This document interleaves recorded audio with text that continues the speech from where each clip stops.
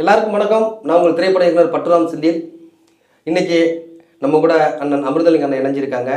அவர் யாருன்னு எல்லாருக்குமே தெரியும். திரைப்பட தணிக்கை குழு உறுப்பினராக இருந்தவர், பிஜேபி பிரமுகரும் கூட, திரைப்பட நல்ல நடிகர், அனைத்து குணச்சித்திர பாத்திரங்களும் சிறப்பாக நடிக்கக்கூடிய ஒரு அற்புதமான ஒரு மனிதர், நடிகர். இன்னைக்கு நம்ம தமிழ்நாட்டில் பெரிய இருக்கிற போதை கலாச்சாரங்களை பற்றி தான் இன்னைக்கு நான் பேச போகிறோம். குறிப்பாக டாஸ்மாக்.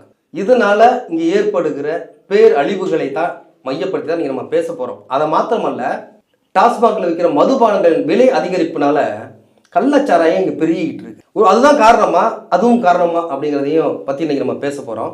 அண்ணன் அமிர்தலிங்கன் அண்ணனுக்கிட்டே நம்ம ஸ்ட்ரெயிட்டாக அந்த விஷயத்தை கேட்கலாம். ஏன்னா ரொம்ப ஆதங்கத்தோடு இருக்கிற மனிதர்கள் அவங்க தான் ரொம்ப இந்தியாவிலையும் நிறையா இருக்குது. ஆனால் தமிழ்நாட்டில் இருக்கிறத பற்றி ரொம்ப கவலைப்படுறாங்க. அது என்னென்னு அவர்கிட்டே கேட்டுக்கிடுவோம். சொல்லுங்கண்ணே. பட்டுராம் பற்றை நேயர்களுக்கு வணக்கம். சொல்லுங்க செந்தில்.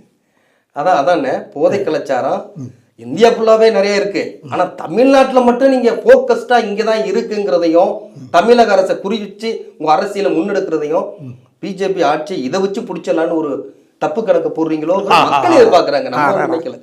சரி இருக்கட்டும், உங்க பாணிலேயே அது அப்படி இருந்துட்டு போட்டு, நான் என்ன சொல்றேன்னா, டாஸ்மாக் கடை நீங்க தானே நடத்துறீங்க. இன்னைக்கு கடையில் இருக்க எம்ப்ளாயிஸ் எல்லாமே உங்க ஸ்டாஃப் தானே, அரசு சம்பளம் தானே வாங்குறாங்க. கண்டிப்பா. டாஸ்மார்க்கு ஒரு குவார்டர் வாங்குறதோ 150 ரூபா 200 ரூபா கேட்கறாங்க. அது போக எக்ஸ்ட்ரா 10 குடி 20 குடி, இதுதான் கம்ப்ளைண்ட் தானே, உங்களுக்கு தெரியும். இருக்கு இருக்கு. இந்த 10 ரூபா கம்ப்ளைண்ட் தானே செந்தில் பாலாஜி இருக்கு. அதை வந்து சார் 10 ரூபா கம்ப்ளைண்ட்ல தானே சார் 10 ரூபா பாலாஜி, செந்தில் பாலாஜி ஒரு பட்ட பேர் வச்சாங்க. அதாவது எல்லாம் இருக்குல்ல. சரி, ஒரு மதுப்பணம் இல்லாத காலத்துல கள்ளச்சாராயம் குடிச்சு செத்தா அதுல ஒரு அர்த்தம் இருக்கு. சாராயம் எதுவுமே இல்லை, அதனால காய்ச்சி குடிச்சா செத்து போயிட்டாங்க. கள்ளச்சாராயம் குடிச்சா அதுல என்ன அர்த்தம் இருக்கு? இல்ல சார், கடைகளே கிடையாது, அரசாங்க இடத்துல விரோதமா இருந்தது, அந்த நேரம் ஏதோ விஷச்சாராயத்தை குடிச்சான் செத்து போனான்னா அதுல ஒரு அர்த்தம் இருக்கு. ஆனா அரசாங்கம் கடை திறந்து நடத்தும் போது கள்ளச்சாராயம் குடிச்சு 70 பேர் சாகுறான்னா அதுக்கு பேர் என்ன? அறியாமை. மக்களோட அறியாமை, விழிப்புணர்வு இல்லைன்னு. நீங்க என்ன குழந்தைக்கு சொல்ற மாதிரி அறியாமை விழிப்புணர்வுன்னு தெரிஞ்சுதான் போறான். அவனுக்கு வாங்குறதே 300 ரூபா 500 ரூபா சம்பளம். குழந்தைன்னு நீங்க வந்து குடிக்கிட்டீங்க. நான் இதை இன்னும் குடுக்குறேன். ஏன்னா நீங்க என்ன மது உயிருக்கு நாட்டுக்கு கேடுன்னு தெரிஞ்சு ஒருத்தன் குடிக்கிறான்னா அவன் குழந்தையோட மோசமா. ஆமா சார், நீங்க உள்ள வந்தானே உற்பத்தி பண்றதே நாட்டுக்கு கேடு, வீட்டுக்கு கேடு, குடிக்கு கேடு எல்லாமே நீங்க சொல்லிவிட்டு அப்புறம் டாஸ்மாக் கடையில கணக்கு ஏன் சரக்கு விலை எதுக்கு கலெக்ஷன் கம்மியா இருக்குது, ஏன் டார்கெட் குறைஞ்சிருக்கு, இதெல்லாம் நீங்க பண்ணிட்டு தானே இருக்கிறீங்க. அது அதிகமா சேல் பண்ணவனுக்கு பிரைஸ் வர கொடுக்குறீங்க, சர்டிபிகேட் வர கொடுக்குறீங்க. என்ன கொடுமையான நிர்வாகம் பண்ணிட்டு இருக்கிறீங்க நீங்க. நீங்க வந்து நிர்வாகமா பண்றீங்க. நிறுத்துங்க சார், நான் பேசி முடிச்சுக்கிறேன். நீங்க என்ன பண்ணிட்டு இருக்கிறீங்க? ஒரு மதுபான கடையில வந்து சரக்கு விற்பனை குறைஞ்சிருக்குன்னா மக்கள் திருந்திட்டு இருக்காங்கன்னு அர்த்தம். விற்பனை அதிகரிக்க வைக்கிறதுக்கு நீங்க என்ன பண்றீங்க? ஊக்கம் கொடுக்குறீங்க. மதுபான விற்கிற கடைகளுக்கு வந்து டார்கெட் அனுப்புறீங்களா இல்லையா? இத்தனை கோடி ரூபாய் பண்ணணும், இத்தனை கோடி ரூபாய் பண்ணணும். இந்த போலீஸ்காரங்க ஹெல்மெட் இவ்வளவு பிடிக்கணும், ரோட்ல நிப்பாட்டி வச்சு ஒளிஞ்சு நின்று பிடிக்கிறாங்கல்ல, அது மாதிரி பண்ணிட்டு இருக்கேன். இதெல்லாம் முழுக்க தவறான ஒரு விஷயம், அணுகுமுறை. அரசு வருவாய்க்காக நீங்க அரசு வருவாய்கிட்ட இருந்தா நிறைய வகைகள்ல இருக்குது சார். நீங்க மது சூது இதெல்லாம் காலம் தொட்டே இருந்ததுதான். இது ஒன்று புதுசா நான் ஒன்று அப்படிலாம் பேச மாட்டேன். இதெல்லாத்தையும் ஒழுங்குபடுத்தி வச்சிருந்தாங்க. வருவாயிட்டு இருந்தா இப்போ டெல்லி, கல்கத்தா எல்லாத்துலேயுமே வந்து விபச்சார விடிகள் தான் இருக்கு. அது முறையா லைசன்ஸ் கொடுத்து அந்தந்த அரசுகள் நடத்துது. அதுங்கெல்லாம் ஒன்றும் குற்றம் பெருகலை. இப்போ 10 வயசு பொண்ணு 7 வயசு பொண்ணு பாலியல் படத்துக்காரெல்லாம் அங்கெல்லாம் நடக்கலை. இதையெல்லாம் நீங்க முறைப்படுத்திட்டு வருவாயை தேடிட்டீங்கன்னு வைங்க, எந்த தப்பும் பெருசாலாம் நடக்காது. நான் என்ன சொல்ல வரேன்னா, கள்ளச்சாராயம் எதுக்கு குடிக்க போறான்? சரக்கு விலை ஜாஸ்தி, அதனால எவ்வளோ ஒருத்தன் காய்ச்சி 30 ரூபா 40 ரூபாய்க்கு தர்றேன்னா அவன்கிட்ட ஓடி போடுறான். இவனு கேட்டா சொல்ல, எனக்கு வருவாயே 200 ரூபா தான். இந்த 200 ரூபாயை நான் வந்து டாஸ்மாக் கடையில் சாப்பாட்டுக்கு என்ன பண்ணுவேன்? அவன் எனக்கு 50 ரூபாய்க்கு தரான், 30 ரூபாய்க்கு தரான். அதனாலதான் நான் போனேன், குடிச்சா ஏதோ விஷத்தை குடித்தான் செத்தான். குடிகாரனுக்கு போதை ஏறுது, இதுல போதை இருக்குன்னு சொன்னா விஷமா இருந்தாலும் எடுத்து குடிச்சிருவா சார். இது அவனுடைய மென்டாலிட்டி. கொரோனா காலகட்டங்கள்ல சானிட்டர் எடுத்து குடிக்கலையா? குடிச்சானுங்கல்ல. சார் குடிகாரனுக்கு இதுல போதை இருக்குன்னு சொன்னாலே அது எதுவா இருந்தாலும் எடுத்து குடிச்சிட்டு போயிடுவான் சார். இதுல போதை வரன்னு சொன்னா, அதாவது கேளுங்க, நீங்க வந்து இப்ப தமிழ்நாடு அரசு இதை விரும்பி செய்யல. நிதிச்சுமை அதிகமா இருக்கு, மக்களுக்கு தேவையானதை பூர்த்தி செய்ய முடியல. இதை நாங்க விருப்பம் இல்லாம செய்யறவங்க தான் பல முறை அவங்க அறிவிச்ச பிறகும் அதையே நீங்க பூத்தி குத்திட்டே இருக்கிறது எந்த விதத்துல? இந்த பூசி மூழ்கிற வேலையை விட்டுருங்க. நான் சொல்லட்டுமா? 1967 காங்கிரஸ் இறங்கி திமுக ஆட்சி அதிகாரத்துக்கு வருது. வரும்போது காங்கிரஸ் கட்சி ₹1 தமிழ்நாடு அரசு கடன் வைக்கவில்லை. ₹1 தமிழ்நாடு அரசு கடன் வைக்கல. ஆனா 67 வந்து 71 தேர்தல் வர்றதுக்குள்ள இந்த திமுக அரசு ₹200 கோடி கடன் வாங்கி இருந்தது. எத்தனை கோடி? 200 கோடி. 71 நான் சொல்றது. மீண்டும் திமுக அரசு ஆட்சிக்கு வந்த உடனே இந்த கடன் அடைக்க முடியல. அப்போ வருவாய் தேவைப்படுது. அதுக்கு என்ன பண்ணுச்சு? கள்ளுக்கடை சாராய கடையை கருணாநிதி திறக்கிறார். ஆரம்பம் அதுதான். எந்த ஆட்சி காலத்துல சொல்றீங்க? 71 இருந்து. ஆனா 74 கிண்டில ரேஸ் ஓடும், ஊட்டில ரேஸ் ஓடும். இதையெல்லாம் வந்து பொண்டாட்டி தாலியெல்லாம் அறுத்து வச்சு ரேஸ் ஆடிடுறான் புருஷன் அப்படின்னு ஒரு கம்ப்ளைண்ட் கொடுத்ததாக. அதனால இந்த ரேஸ் கோர்ஸ் எல்லாம் இவர் மூடுறாரு 74. அதுக்கு அடையாள சின்னம் தான் ஜெமினி பிரிச்சுன்ற ஒரு குதிரை சின்னம் இருக்கும். அதுல போனீங்கன்னா கல்வெட்டே இருக்கு, நீங்க படிக்கலாம். அந்த காலகட்டத்தில் இங்க கள்ளுக்கடை சாராய கடை இருக்குது, கருணாநிதி சிறந்த கள்ளுக்கடை சாராய கடை. அதை மூடிட்டாரு. இந்த ரேஸ் கோர்ஸை ஒழிச்ச மாதிரி இதையும் ஒழிச்சா மகாராஜா நல்லா இருப்பான். அன்னைக்கு தினத்தந்தி பத்திரிகையில கார்ட்டூன் போடுவான். அதுல அந்த கார்ட்டூன் நான் பார்த்தவன். சொல்லுங்க என்ன ஒழிச்சிட்டாரு. இப்போ 75 76 வந்து எமர்ஜென்சி வந்தது. 77 எம்ஜிஆர் ஆட்சிக்கு வந்துட்டாரு. வந்து என்ன சொல்லுவாரு? அண்ணா சமாதியில போய் சத்தியம் பண்ணுவாரு. அண்ணா உங்கள் மீது ஆணை, எந்த சூழ்நிலையும் தமிழகத்தில் மது விலக்கை ரத்து செய்ய மாட்டேன், இது உங்கள் மீது ஆணை, இது உங்கள். ஒவ்வொரு வாட்டியும் போய் அடிச்சுட்டு வருவாரு. 80 வந்து கள்ளச்சாராயம் குடிச்சு 96 பேர் மதுரை மாவட்டத்தில் கண்ணு தெரியாம போயிட்டான். அப்போ அதிகாரம் யார் கையில இருக்குது? உங்க கையில இருக்கு, ஆட்சியாளர் கையில இருக்கு. ஆட்சியாளர் என்ன பண்ணிருக்கணும்? அந்தந்த மாவட்ட டிஎஸ்பி, மாவட்ட கலெக்டர், ஏரியா வில்லேஜ் ஆபீசர் எல்லாத்தையும் திருவுன்னு திருவி விட்டுருந்தா அவ எந்த மூல முடத்துல ஊரல் போட்டிருந்தாலும் அள்ளி அடிச்சுட்டா பிடிச்சு உள்ள போட்டிருப்பான். அதுக்கு இது மாற்றம் இல்ல அப்படிங்கிறீங்க. கேளுங்க. ஆனா போலீஸ் ஸ்டேஷன்ல போய் நின்னவெல்லாம் கரை வெட்டி கட்டிட்டு போய் நிக்கிறான். தலைவான்றான். தொண்டனை காப்பாத்துறதுக்கு அதை நாசுக்கா கழட்டி விட்டானுங்க. அதனுடைய விளைவு என்ன ஆச்சுது? 80 தருமபுரி மாவட்டத்தில் கள்ளச்சாராயம் குடிச்சு 165 பேர் செத்து போயிட்டான் ஒரே நாள்ல. இதுக்கு பரிகாரம் தான் எம்ஜி ராமச்சந்திரன் அவர்கள் வந்து கடாமார்க்கு ரிலீஸ் பண்றாரு. என்ன சொல்லி இந்த கள்ளச்சாராயம் குடிச்சு உயிரிழப்புகள் ஏற்படுறதை விட இதை அரசாங்கமே லைசன்ஸ் கொடுத்துட்றேன், இனி யாரும் கள்ளச்சாராயம் குடிச்சு சாக வேண்டியது இல்லை அப்படின்னு அவர் திறந்து விடுறாரு. அவர் திறந்து விட்ட மதுக்கடையை மூடுறதுக்கு இன்னும் ஒரு அரசும் வரல. கருணாநிதி திறந்தாரு, மூடினாரு. ஆனா பழியெல்லாம் கருணாநிதி மேல போகும். ஆனா இதை யாரும் சொல்ல மாட்டாங்க. எம்ஜிஆர நம்பி வாக்களித்தாங்க மக்கள். ஏன்னா அவரை திரைப்படத்துல பார்த்தா அவ்வளவு உத்தம புத்திரனா இருந்தாரு.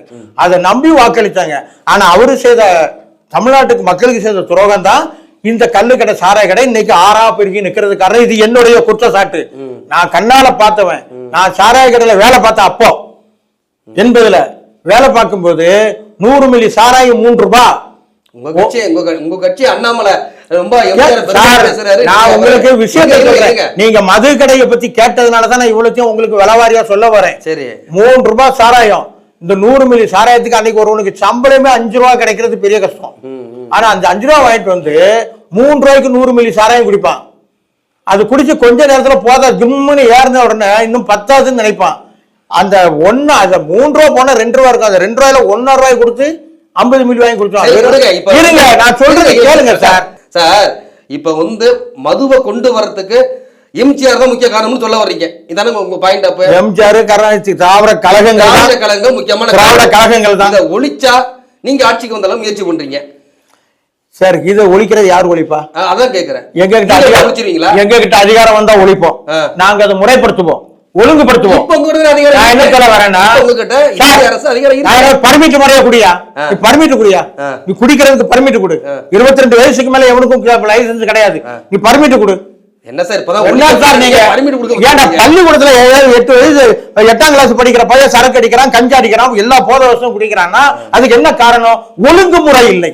உங்க அரசு நிர்வாகம் ஒழுங்குபடுத்தவில்லை. 22 வயசுக்கு மேல உள்ளவனுக்கு நீ பர்மிட் முறையை கொண்டு வந்தேன்னா அது ஒழுங்குபடும். ஓகே, இப்ப தமிழ்நாட்டுல மட்டும்தான் டாஸ்மாக், அதாவது டாஸ்மாக் சாராயங்கள் இருக்கிறதா, மது விற்பனை இருக்கிறதா? நம்ம இந்தியாவுலயே மது விற்பனை இருக்கிறதா? இல்லை, எல்லா மாநிலங்களையும் இருக்குது. மகாராஷ்டிரப்படுத்த வேண்டியது நீங்க தானே, மத்திய அரசு தானே சார். மகாராஷ்டிராவிலையும் இருக்குது. மகாராஷ்டிரால விபச்சார வீடு இருக்கு, நீங்க தமிழ்நாட்டு கொண்டு வருவீங்களா? டெல்லியில விபச்சார விடுதி இருக்கு, நீங்க தமிழ்நாட்டு கொண்டு வருவீங்களா? கல்கத்தாவில் விபச்சார விடுதி இருக்கு, நீங்க கொண்டு வருவீங்களா? எங்களுக்கு அது அவசியப்படல சார். நீங்க இதுக்கே காட்டுறீங்களே சார். அரசு வருவாய்னா எல்லாத்துலயும் வருமானம் வரும் சார். நீங்க ஆரம்பத்துல நீங்க லைசென்ஸ் தான் கொடுக்கணும், மது நீங்க பர்மிஷன் தான் கொடுக்கணும். ஆரம்பத்திலே சொல்லிட்டீங்க மது மாது. சார் இது ஒரு மனிதன் வந்து நான் என்ன சொல்ல வரேன்னா மது மாது சூது இந்த மூணு தான் ஒரு மனிதனுடைய ஒழுங்கினத்தை கெடுக்கிறது. சீர்கேடு. ஆமா, இந்த மூணு தான் கெடுக்கிறது. சீர்கேடு. இந்த மூணையும் நீங்க வந்து மறைச்சு வச்சுக்கிட்டு இருந்தீங்கன்னா இந்த மதுவுக்கு போறவன் கடைசி வரைக்கும் அதுல விழுந்து செத்து போயிடுவான். சூதாட போனா சொத்து பத்து அவ்வளத்தையும் இழந்துருவான் சொத்தாரி. மாதுவுக்குள்ள போனாலும் எல்லாத்தையும் எழுதி கொடுத்துட்டு அங்கேயே செத்துருவான். இந்த மூணுமே மது மாது சூது இந்த மூணும் மனித இனத்துக்கு ஒழுங்கான கேடு. அவ்வளவுதான். அதாவது ஒழுக்கக்கேடான மூணு விஷயங்கள். இப்ப நாம என்ன பண்ணி வச்சிருக்கிறோம்? ஒழுக்கக்கேடை உருவாக்கி வச்சிருக்கோம். அதான் சொல்ல வரேன். இந்த ஒழுக்கக்கேடை நீங்க எப்படி ஒழிப்பீங்க? நீங்க தான் ஒழிக்கணும். மறுபடி வந்து இங்கதான் குத்த சொல்லிட்டு இருக்கீங்க. அதாவது டாஸ்மாக் மட்டுமே குறை சொல்றீங்க. டாஸ்மாக் இங்க மட்டும் இல்ல, இந்தியாவுல ஃபுல்லா இருக்கு. இந்தியாவுல நீங்க தான் ஆட்சியில் இருக்கிறீங்க, எல்லாத்தையும் நீங்க தான் கட்டுப்படுத்தி இருக்கணும். அதுல உங்க குறை இருக்குங்கறதை இருங்க சார். ஒரு நிமிஷம் இருங்க சார். இதுக்கு நீ என்ன விளக்கம் கொடுக்குறீங்க? மகாராஷ்டிரா உபச்சாரம் இருக்கு, இருங்க சார். சூதாட்டம் இருக்கு. இதெல்லாம் வந்து இதெல்லாம் இங்க கொண்டு வர வேண்டியதானே நீங்க சொல்றீங்க. ஏற்கனவே சூதாட்டத்தை இங்க வந்து ஜெயலலிதா அம்மா மிக கடுமையா கட்டுப்படுத்தி அதை வந்து முறைப்படுத்தி பல குடும்பத்தை காவந்து பண்ணி வச்சிருக்காங்க. சூதாட்டம் இது சூதுங்க கிடையாது. மாது இங்க எப்போதுமே இருந்தது இல்ல. அரசர் காலத்துல இருந்திருக்கலாம், அப்போது இருந்திருக்கலாம், இப்போது எதுவுமே இல்ல. திருப்பி தவறான ஒரு முறையை நீங்க எடுத்துட்டு வர சொல்றீங்க. அது தேவையில்லை. என்ன ஒண்ணு சொல்லிடுறேன். இல்ல நீங்க இப்போ உங்க கேள்விக்குதான் பதில் சொல்றேன். சொல்லுங்க. இந்தியா முழுக்க மதுபானம் இருக்குது, நீங்க மட்டும் இதை எப்படி ஒழிச்சிருங்கன்னு கேக்குறீங்க. அதுக்குத்தான் நான் அப்படி கேட்டேன். நான் என்ன சொல்ல வரேன்னா, உங்க இப்போ குஜராத்ல ஒரு ஏரியா இருக்குது. அந்த ஏரியாவில் டாஸ்மார்க்கும் கிடையாது, ஒரு மார்க்கும் கிடையாது. சரி, எதுவும் கிடையாது. அப்ப அந்த ஊர் அரசாங்கம் அதை பாதுகாக்கலையா? இருக்குதா இல்லையா? நம்ம ஊர் ஒழுக்கமா தானே இருந்தது. போலீஸுக்காரன ஒரு கிராமத்துல 2 போலீஸ்காரன் வந்துட்டாலே கிராமமே ஆடும். அந்த அளவுக்கு வச்சிருந்தது. ஒருவன் குடிச்சிட்டு பஜார்ல நடக்க முடியாது. போலீஸ் இதெல்லாம் நான் கண்ணால பார்த்தது, நீங்க பாத்துருக்க மாட்டீங்க. கேளுங்க. சரி, விஷயத்துக்கு வருவோம். அது முடிஞ்சு போச்சு. நான் என்ன சொல்ல வரேன்னா, மதுவை நீங்க இனி விஷத்தை கலந்துட்டீங்க, இனி வந்து இதை ஒழிக்க முடியாது. இதை நீங்க ஒழுங்குபடுத்துங்கன்னு நான் சொல்றேன். எப்படி சொல்ல வரீங்க? நீங்க வந்து பர்மிட் முறையை கொண்டு வாங்க. பர்மிட்னா நான் அதுக்கு தான் முதல்ல உங்கள்கிட்ட சொல்ல வந்து நீங்க அதை கேட்கல. சரி, கருணாநிதி வந்து நான் 74ல மதுக்கடையை மூடிட்டு பிராந்தி கடைகளை மட்டும் வச்சிருந்தாது. அது பர்மிட் முறையில தான் அந்த கடைகள். மது கடை பிராந்தி கடைனா? பிராந்தி கடைனா இந்த இப்ப இருக்கிற மதுபானம் இந்த கடை தான். சரி, எல்லாம் ஒண்ணுதானே? எல்லாம் ஒண்ணுதானே. கல்லு வேற, சாராயம் வேற, இந்த இது வேற, எல்லாமே சேர்ந்து மது. பிராந்தி கடை என்பது ஒயின் ஷாப்னு சொல்லுவானுங்க. உங்களுக்கு ஆங்கிலத்துல சொன்னாதான் உங்களுக்கு வரும். இல்ல அப்படி சொல்லல, எல்லாமே மதுதான். எல்லாமே மதுதான், எல்லாம் மதுதான். கஞ்சாவும் மதுதான், கஞ்சாவும் போததான், இதுவும் போததான். போதை வேற, மது வேற. சரி, அது விட்டுருங்க. அப்போ என்ன பர்மிட் முறை வச்சிருந்தாங்க. அந்த பர்மிட் முறையில மெடிக்கல் ஷாப் மாதிரி இருக்கும் அந்த ஒயின் ஷாப் எல்லாம். எங்கேயோ ஒண்ணு இருக்கும். பர்மிட் உள்ளவங்க மட்டும்தான் அதுல போய் வாங்கிட்டு போக முடியும், எல்லாருமே வாங்க முடியாது. ஆனா இன்னைக்கு நிலைமை என்ன? கியூல நிக்கிறான், ஒருத்தன் மேல இடிச்சுக்கிட்டு குத்திட்டு பிடிச்சிட்டு சாப்பிடுறான். எல்லாரும் யாரு? எல்லாம் இந்த டீனேஜ் பசங்க, வளர்ற பசங்க, வாழ வேண்டிய பசங்க. அவன் லைஃப் எல்லாம் நீங்க அழிக்கிறீங்க. அதாவது அதை நான் ஒழுங்குபடுத்து. நீங்க வந்து இனிமேல் நாங்க இதை மூட முடியாது, அழிக்க முடியாது, ஒன்றும் பண்ண முடியாது, எங்களுக்கு அரசு வருவாய் போயிடும், இதை வந்து ஜனங்க இல்லைன்னா செத்துருவான், நீங்க அந்த கான்செப்டுக்கு வந்துட்டீங்க.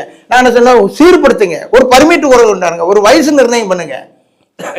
கல்யாணம் பண்றதுக்கு 22 வயசு வேணும், 21 வயசு வேணும்னு சட்டம் போடுறீங்க. குடிக்கிறதுக்கு நீங்க சட்டம் போட முடியாதா?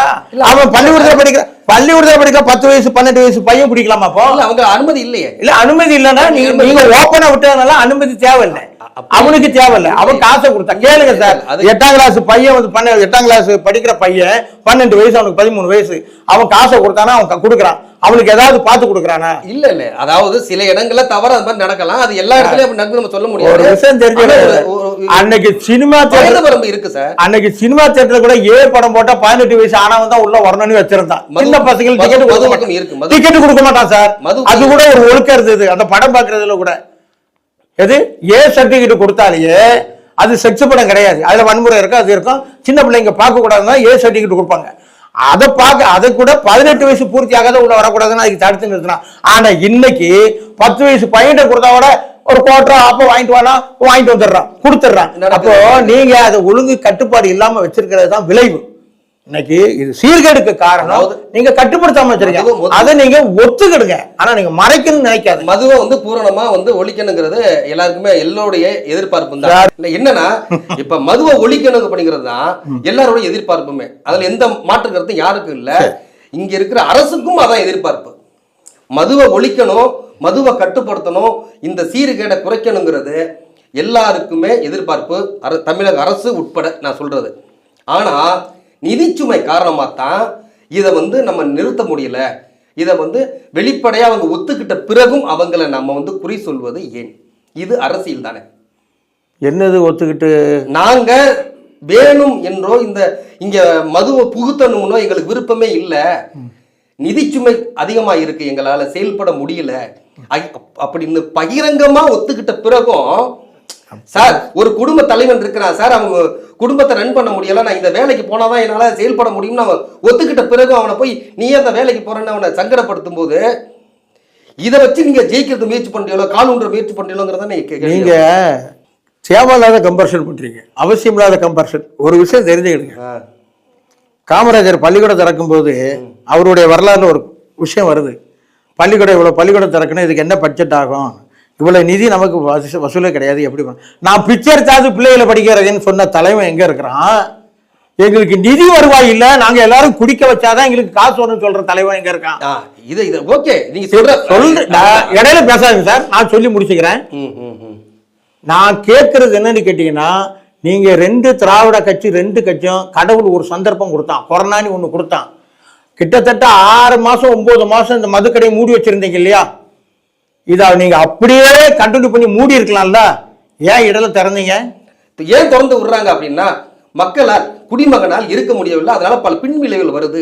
ஏற்கனவே மது அருந்தியதால அவங்க உடம்பு கொஞ்சம் சீர்கெட்டு போச்சு, அதை நிறுத்துற பிறகு இன்னும் சீர்கெட்டு போச்சு. வேற வழி இல்லாம இவங்களை நாங்க காப்பாற்ற வேண்டியது இருக்கு, அதுக்கு பல முகாம்கள் அமைக்க வேண்டிய கடமை எங்களுக்கு இருந்தாலும் இப்போது மதுவை திறந்து இவங்களை நாங்க நகர்த்த வேண்டியது இருக்கு, வேற வழி இல்லைன்னு சொல்லி தான் அவங்க திறக்கிறாங்க. அதை அப்போ அந்த 6 மாசம் குடிக்காம தானே, அதனால அவங்க நிறைய பேர் செத்து போயிட்டாங்களா உடம்புக்கு சரியில்லாம வந்து? அதனாலதான் அவங்க சொல்றாங்க, அதனால பல பேருக்கு வந்து கை நடுக்கம் நரம்பு தளர்ச்சி எல்லாம் ஏற்பட்டுருச்சு. ஏன்னா ரெகுலரா சாப்பிட்டவங்களுக்கு திடீர்னு நிறுத்தும் போது அவங்களுக்கு அது உடல் ஒவ்வாமை வந்து விட்டது. அதை அவங்க சீர்படுத்தணும், நடைமுறைப்படுத்தி தான் இவங்களை நம்ம கட்டுப்படுத்தணும், மருத்துவ முகாம்கள் அதுக்காக அமைக்கப்படணும்னு சொல்லிதான் மீண்டும் அவங்க திறந்தாங்க. சரிங்களா? இங்க அப்போ இந்த விளக்கத்தை அப்படியே சொல்லி இது மூடக்கூடிய எந்த வகையிலும் இந்த ஐடியா கிடையாது அரசாங்கத்துக்கு. ஏன்னா எல்லாருக்கும் கை நடுங்கும், கால் நடுங்கும், கக்கூசு போக முடியாது, அதனால இது இருக்கத்தான் செய்யும் அப்படின்னு சொல்லி முடிச்சிருங்க. யாரு மதுவுக்கு எதிராக ஏங்க மதுக்கடையை ஒழித்தே திருவணி கீவுல இருந்து கொடி பிடிச்சிங்களா, கருப்பு கொடி பிடிச்சி போராட்டம் நடத்தினீங்க, வந்து உட்கார்ந்துக்கிட்டு நாங்க நடத்துவோம். ஏன் என்னென்ன பேச்சு பேசுறீங்க? எனக்கு பேசுறதுக்கு அவ்வளவு கோபம் வருது. நீங்க பரிந்து பேசாதுங்க, எப்பவுமே நான் சொல்லிவிட்டேன். நீங்க பரிந்து பேசாதுங்க. நீங்க அதிகாரத்துக்கு வரும்போது ஒரு பேச்சு, அதிகாரத்துக்கு வந்த ஒரு பேச்சு. ஏன் இந்த பச்சோந்தித்தனம்? நான் என்ன சொல்ல வரேன்னா, நீங்க அதிகாரத்துக்கு வர்றதுக்கு முன்னாடி கொடி பிடிச்சிங்க இல்லையா, ஒழிப்போம் மதுக்கடையை ஒழிப்போம், இளம் விதவைகள் உருவாகி கொண்டிருக்கான்னு சொன்னீங்களா? இன்னைக்கு மட்டும் இளம் விதவை இல்லையா இருக்காங்க? இல்ல நீங்க என்ன பன்னீரா விற்கிறீங்க இளம் விதவைகள் உருவாகாம இருக்கிறதுக்கு? சார் அதிகாரத்துக்கு வர்றதுக்காக எப்படி வேணாலும் நீங்க யாரை வேணாலும் பலி கொடுப்பீங்க. நீங்க வந்து அன்னைக்கே இந்திய எதிர்ப்பு போராட்டம் கொண்டு வந்து மாணவர்களை துப்பாக்கி கொண்டு இரையாக்கி அந்த பணத்தை வச்சு அரசியல் பண்ணீங்க. இன்னைக்கு நீங்க நடத்துற பள்ளிக்கூடத்துல தான் இந்தியை படிச்சு கொடுக்குறீங்க. நீங்க ஒரு பச்சோந்தித்தனமான ஆட்கள் இல்ல. நீங்க எங்கிட்ட வந்து கருத்தை நான் உள்வாங்கிக்கிறேன், உங்க கருத்தை நாங்க வந்து ஏத்துக்கிறோம். இருந்த போதிலும் இந்திய எதிர்ப்பை முழு கட்டமா எதிர்த்ததன் விளைவாதான் அது நடந்தது. பிணத்தையிட்டு அவங்க அரசியல் பண்ணல, அவங்க இந்தியை எதிர்த்து தான் அவங்க அரசியல் பண்ணாங்க. இன்னைக்கு மட்டும் எதிர்க்கலையா? என்னது இன்னைக்கு நீங்க எதிர்க்கிறியா இந்தியவா? ஆமா எதிர்க்கிறீங்க இல்லையா? சரி, அப்படி ஏன் உங்க பள்ளிக்கூடத்துல இந்தி வச்சிருக்கீங்க? அதாவது விருப்பப்பட்டவங்க படிக்கலாம் சார், அதை நம்ம தடுக்க முடியாது இல்ல. இது நல்லா இருக்கு, எங்க தமிழ் இது நல்லா இருக்கு சார். எங்க குடும்பம் படிச்சுக்கிடும் நல்லா இருப்போம், ஆனா நீங்க எல்லாம் படிக்க கூடாது, ஆனா உங்களுக்கு இந்த எஜுகேஷனை தரவே மாட்டோம். இது ஒரு 100க்கு 100 ஒரு பச்சோந்தித்தனமான செயல். இதை நீங்க நியாயப்படுத்த விருப்பம் உள்ளவங்க படிச்சுக்கலாம். ஆமா, நாங்க விருப்பம் உள்ளவங்க படிச்சுக்கிடுறோம். நீ எதுக்கு வந்து அரசாங்கம் மத்திய அரசு தரக்கூடாதுன்னு நீ தடுக்கிற? நான் தெரியாம கேட்கிறேன். மத்திய அரசு நவோதயா பள்ளிக்கூடம் தரேன்னு நீ ஏன் அதை மறுக்கிறான்னு கேட்கிறேன். அதுல நிறைய சிக்கல் இருக்குன்னு சொல்ல வரேன். என்ன சிக்கல் இருக்கு? ஒன்னும் கிடையாது. மும்மொழி திட்டம் கொண்டு வரான். மும்மொழி திட்டம் தாய்மொழி உன்னுடைய முதல் பாடம் எது? இந்திய மொழியில ஒரு பாடம். சர்வதேச லெவல்ல ஒரு பாடம் 3 மொழி இந்தி, ஆங்கிலம், தமிழ்லயும் தர்றான். முதல் மொழி மொழியை நீ ஒழுங்கா படிக்க வச்சாலே போதையா. சரி சார், இப்போ நீங்க டாஸ்மாக பத்தி ஒரு புது விளக்கம் நிறைய கொடுத்துட்டீங்க. சரி, அது மக்கள் பார்வைக்கு விட்டுருவோம். சரி, அந்த விளக்கத்தை அப்படியே மக்கள் பார்வைக்கு தள்ளி விட்டாரா அவங்க பாத்துக்குவாங்க. இன்னொன்னு, பாண்டிச்சேரியில ஒரு 5 நபர்களால் சீரழிக்கப்பட்ட ஒரு பெண் குழந்தை. என்ன காரணம் அப்படின்னா, விசாரிச்சு கடைசியில் வரும்போது போதை தான் முக்கிய காரணமா இருக்கு. கஞ்சா, இது போல கஞ்சாக்கள் அதிகமா தமிழ்நாட்டிலலாம், அதாவது மூளைக்கு மூளை பெருகி போச்சுன்னா தமிழ்நாட்டில் மாத்திரம் அல்ல, இந்தியா ஃபுல்லாவே இதை கட்டுப்படுத்த தவறியதா இந்திய அரசு, மத்திய அரசு. அதாவது தமிழ்நாட்டுக்குள்ள வந்த பிறகு கட்டுப்படுத்த வேண்டியது தமிழ்நாடு அரசோட கடமை தான். அதுல எந்த மாறுபட்ட கருத்தும் கிடையாது. ஆனால் இந்தியா ஃபுல்லா உலாவிக்கிட்டு இருக்க, அப்ப இந்திய அரசுக்கு அது பொறுப்பு தானே. அந்த பொறுப்பை தட்டி கழித்து தமிழக அரசு மேல் பழி போடுகிறதா பிஜேபி? நீங்க தப்பான விஷயமா சொல்றீங்க. இந்தியா முழுக்க, உலக நாடு முழுக்க போதைப் பொருள் விற்பனை ஆகுது. இது இந்தியாவில் மட்டும் இல்லை. ஆனா மாநிலத்துக்குள்ள போதைப் பொருள் ஒழிப்பு துறை இருக்கா, உளவுத்துறை இருக்கா? எல்லாம் இருக்கு. எல்லாம் இருக்குல்ல. இவ்வளவு என்ன செய்து கொண்டிருக்கிறது இந்திய அரசு? என்ன செய்து கொண்டிருக்கிறது? என்ன இந்திய அரசு அது பாத்துக்கிடும். அது வந்து சர்வதேச லெவல்ல இருந்து ஏதாவது வெளியில வந்தா அது பாத்துக்கிடும். ஆனா மாநிலத்துக்குள்ள நுழையும் போது உன் கேட்டை தாண்டி தானே உள்ள வருது, உன் செக் போஸ்டை தாண்டி தானே உள்ள வருது. அப்ப செக் போஸ்ட்ல என்ன நடக்கு? நீ சரியான அதிகாரிகளையோ பணியாளர்களையோ நிறுத்தல. அங்க நிக்கிற வேலையே பயிரமையிற கதை தான் இது. வேலையே பயிரமையிற கதை தான். உங்க செக் போஸ்ட் தாண்டி தான் எதுவும் உள்ள வரும். அப்போ மாநில போலீஸ் என்ன செய்துகிட்டு இருக்கு, மாநில உளவுத்துறை என்ன செய்து, மாநில முழுக்க முழுக்க மாநில அரசு தவறு தான். மத்திய அரசு மேல இது தவறும் இல்ல அப்படிங்கிற மாதிரி சொல்றீங்க. மத்திய அரசு, நான் என்ன சொல்ல வரேன்னா, சர்வதேச லெவல்ல ஒண்ணு இறங்குது போகுதுன்னா அதை பிடிச்சுக்கிடும். ஆனா ஒவ்வொரு மாநிலத்துக்குள்ள அதிகாரம் அந்தந்த மாநிலத்துக்குள்ள தான் இருக்கு. ஓகே சார், இப்ப வந்து தமிழக அரசு மேலதான் நீங்க பழி போடுவீங்க, ஏன்னா மத்திய அரசா இருந்ததுனால. சரி, இப்படி என்ன விஷயத்துக்கு வந்துடலாம். மதுவும் சரி, கஞ்சாவும் சரி, இங்க வந்து புழக்கத்தில் இருப்பதை யாரும் மறுப்பதற்கல்ல, மறுதளித்து போவதற்கும் அல்ல. இதை மத்திய அரசும் ஏற்க போவதல்ல, மாநில அரசும் ஏற்க போவதல்ல. இதன் பின்னணிகளை நாம் மக்கள் தான் அனுபவித்துக் கொண்டிருக்கிறோம். இது 2 அரசுகளும் இதை கட்டுப்படுத்த வேண்டும் என்பது மக்களின் கோரிக்கையாக 2 அரசுகளுக்கும் வேண்டுகோள் விடுக்கிறோம். நன்றி, வணக்கம்.